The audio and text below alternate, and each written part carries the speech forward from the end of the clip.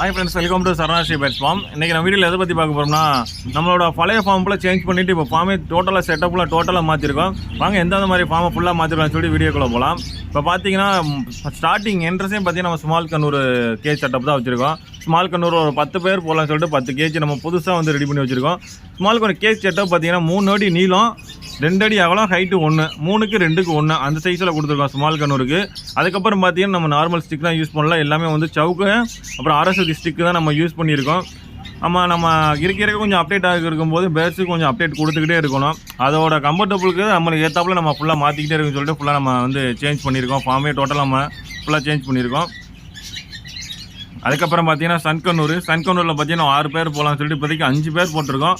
இன்னும் ஒரு பேர் கொஞ்சம் பொறுமையாக போடலான்னு சொல்லிட்டு நம்ம வெயிட் பண்ணிக்கிட்டு இருக்கோம். சன்கண்ணூருக்கு பார்த்தீங்கன்னா 3க்கு 2 கேஜி தான் கொடுத்துருக்கோம். இப்போ காக்டெயில் கலெக்ஷன் கொஞ்சம் எடுத்து நம்ம வச்சுருக்கோம். அடுத்து நம்ம காக்டெயில் பழம் போடுறதுக்கு அடுத்து வாங்க காக்டெயில் கேஜை பார்ப்போம். காக்டெயில் கேஜி எப்படி மாற்றிருக்கோம்னா, ஆல்ரெடி ஃபிஞ்சஸ் இருக்கிறது அப்படியே இருக்குது. 200 ஜோடி அப்படியே இருக்குது.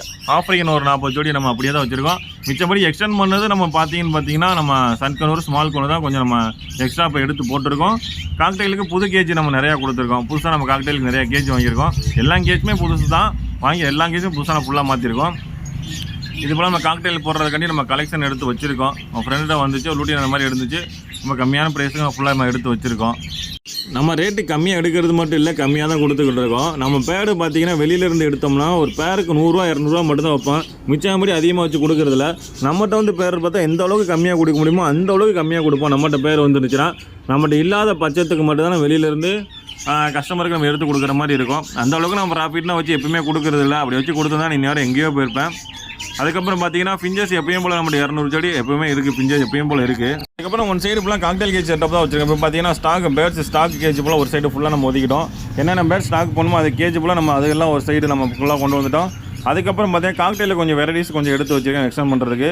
அடுத்து பார்த்தீங்கன்னா நம்ம காக்டெயில் ரோலு இதான். காக்டெயில் வந்து கிட்டத்தட்ட பார்த்தீங்கன்னா ஒரு 5 கேஜி நம்ம புதுசாக போட்டிருக்கோம். இன்னும் ஒரு 2 கேஜி வர வேண்டியது இருக்குது.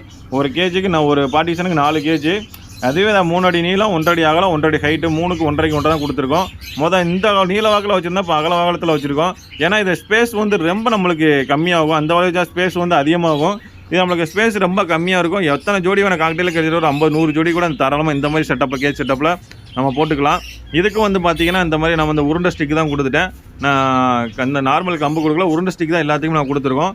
இதுவும் சவுக்கு கம்பு தான் கொடுத்துருக்கோம். சவுக்கு அரசு விதி ரெண்டுமே கலந்து நம்ம ஃபுல்லாக கொடுத்துருக்கோம். அதுக்கப்புறம் பார்த்தீங்கன்னா புதுசாக பெட் ஷாப்பர் ஆரம்பிச்சிருக்கோம். நீங்கள் எந்த அளவுக்கு நம்ம வந்து பேர்ட்ஸ் ஃபார்முக்கு சப்போர்ட் பண்ணீங்களோ அந்த அளவுக்கு நம்ம பெட் ஷாப்புக்கும் நம்ம சப்போர்ட் பண்ணுங்கள். ஒரு சில பேர் நம்ம எந்த மாதிரி நான் சொல்லக்கூடாதுன்னு நினைக்கிறேன், பட் என்னன்னு தெரியல, நம்பிக்கை துரோகம் நிறைய பேர் நம்ம பண்ணிட்டாங்க. நிறைய பேர் நம்ம மேலே நம்பிக்கை துரோகம் பண்ணுறாங்க. நம்ம எந்த அளவுக்கு அவங்களுக்கு நம்ம பாசமாக இருந்தோமோ அந்த அளவுக்கு நம்மளை என்னென்னு தெரில ரொம்ப இது பண்ணுறாங்க. இந்த ஃபீல்டுக்குள்ளே இருக்கும்போது நான் மட்டும்தான் இருக்கணும், வேறு யாரும் இந்த ஃபீல்டுக்குள்ளே இருக்கக்கூடாது, நான் மட்டும் தான் சம்பாதிக்கணும், வேறு யாரும் வரக்கூடாதுன்னு அப்படின்னு ஒரு சில பேர் எல்லாம் தெரிஞ்சவங்க தான், வேறு யாரும் சொந்தக்காரர்கள் அந்த மாதிரி தான் அப்படின்னு போய்கிட்டு இருக்கு. அதனால் பொறுப்பட்டு தான் பண்ணிக்கிட்டு இருக்கேன். இப்போ என்னென்னா இப்போ நான் எது மாதிரி ஃபாலோ பண்ணுறோம் அதே மாதிரி அவங்களும் ஃபாலோ பண்ணுறாங்க. இதுக்கு என்ன ஒரு பேச்சுனே தெரில. ஏன்னா அந்த வீடியோவில் சொல்லணும்னு தோணுச்சு, நான் சொல்கிறேன். அது கண்டிப்பாக கேட்குறாங்களோ கேட்கலான்னு தெரில. நம்ம எந்த மாதிரி நம்ம பிஸ்னஸ் டெவலப் பண்ணி கொண்டுக்கிட்டு இருக்கோமோ இப்போ அதே மாதிரி அவங்களும் டெவலப் பண்ணி நம்மளை காப்பி பண்ணி அவங்களும் வராங்க. இது எந்த அளவுக்கு நாயன்னு அவங்க வரட்டும், பிரச்சனை கிடையாது. நியாயமாக தப்பாக ரெடியான்னு தெரில. நான் மட்டும் தான் பண்ணி இருக்கிறவங்க பார்த்துட்டு இப்போ நம்ம ஒரு புதுசாக தொழில் பண்ணும்போது அதே காப்பி பண்ணி அதே பண்ணிக்கிட்டு இருக்கிறது அது நியாயமாக என்னன்னு தெரில. ஓகே, எனவே நம்ம டாப்பிக்குள்ளே வருவோம். பார்த்தீங்கன்னா பேர்ஸ் வந்து தனித்தனி அது வாரில் பறந்துக்கிட்டு இருக்குது. இற வைக்கும்போது பறந்துச்சு, அதை பிடிச்சி அதை கேஜுக்குள்ளே போட்டாச்சு.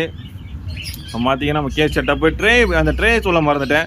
ட்ரே செட்டப் பார்த்துங்க. கிட்டத்தட்ட நம்ம ட்ரே வந்து வந்து நம்ம இதெல்லாம் வச்சுருந்தோம். இதில் தூசி பறக்கவே பறக்காது. ஃபார்ம் எப்போவுமே வந்து கொஞ்சம் க்ளீனாகவே இருக்கும். இதில் சாப்பிட்ற தேனை உமி எதுவுமே ட்ரேலே விழுந்துடும். அது வெளியில் பறக்காது. குப்பையும் அதிகமாக சேராதனால இந்த மாதிரி நம்ம ட்ரே வந்து நம்ம செட்டப் பண்ணி வச்சுட்டோம். நம்ம ஃபார்மோட செட்டப் பாருங்கள். நம்ம ஃபார்ம் இன்னும் மேலும் வளர்றதுக்கு நீங்கள் எந்த அளவுக்கு சப்போர்ட் பண்ணுறீங்களோ அந்த அளவுக்கு நம்மளுக்கும் கொஞ்சம் என்கரேஜாக இருக்கும். நான் இப்போயும் சொல்கிறேன், இது எப்போவுமே நம்ம ப்ராஃபிட் நோக்கம் லாபத்து நோக்கத்தோடு பண்ண மாட்டேன். கஸ்டமர் எங்கேயுமே அதிகமாக கொண்டு போய் எதுவுமே வாங்கக்கூடாது, எந்த விலைக்கு வாங்கக்கூடாது. ஒரே நோக்கத்துக்காக நான் இப்போ பேர்ட்ஸ் ஃபார்ம் ஆரம்பித்தது. பெட் ஷாப்பு இப்போ அதை ஆரம்பிச்சிருக்கோம். மீனாக இருந்தாலும் சரி அசசி எல்லாமே எதுக்கு அதிகக்குள்ளே விலைக்கு கொடுத்து வாங்கணும், கம்மியாக கிடைக்கிறப்ப எதுக்கு அதிகக்குள்ளே விலைக்கு வாங்கணும் சொன்னால் நானும் சரி கம்மியாக கொடுப்போம்னு சொல்லிட்டு நம்ம எல்லாம் ஆரம்பிச்சிருக்கோம். நம்ம ஃபார்முக்கு வந்து பாருங்கள், நம்ம கடைக்கு ஒரு நாள் வந்து பாருங்கள், உங்களுக்கு ஒரு நல்லதே நடக்கும். முடிஞ்ச அளவுக்கு ஷேர் பண்ணுங்கள். எந்த அளவுக்கு நீங்கள் கம்மியாக வாங்கிட்டு போக முடியுமோ அந்த அளவுக்கு நீங்கள் கம்மியாக வாங்குவீங்க.